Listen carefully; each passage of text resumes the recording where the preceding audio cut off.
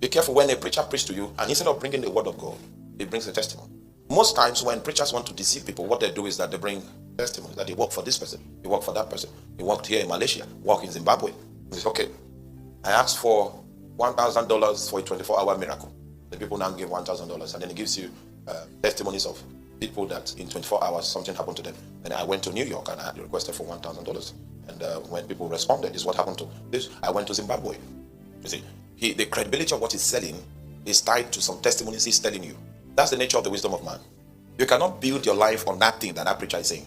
And I assure you, go and give $1,000. At the end of the day, you will become a victim. You will know they stole from you. Just like a man that was looking for papers in somewhere in Europe. And the counsel that came to him was that his wife should marry a white man, that is casually. And then through that casual marriage, she will have social security number.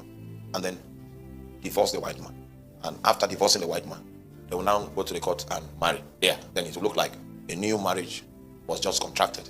And then he, by reason of her establishment, will also be identified in the computer and social security number, and all the privileges of residency will be accorded him. And then the wife was released, got involved with this white man, and she woke up in the morning and greeted the man good morning.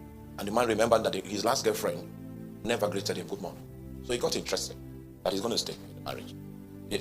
They did not envisage the possibility of the man falling in love in the program.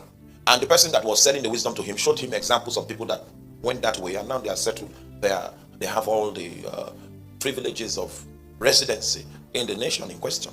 So they brought testimonies as the validity of that pathway. And it happens to be that right about the time that all of this was arranged, the man has been fighting for the administration of his late dad's will. And during the time the woman came into his life, the issues of the will and the legal issues were solved, and the inheritance now showed up, which is in terms of houses, lands, and businesses. And when the woman looked at the prospects with the white guy also, and looked at his struggling Igbo husband, she divorced him. The guy did not know that, having initialized that protocol, there was going to be a divorce in between it. Having initialized it, the security of the wife, according to that country, was going to be guaranteed, but he would be a fugitive.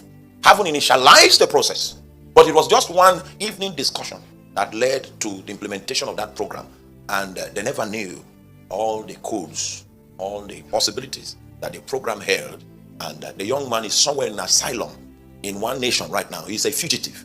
Meanwhile, his wife is on Facebook in that big compound that the man received by inheritance. Green! You just say hello.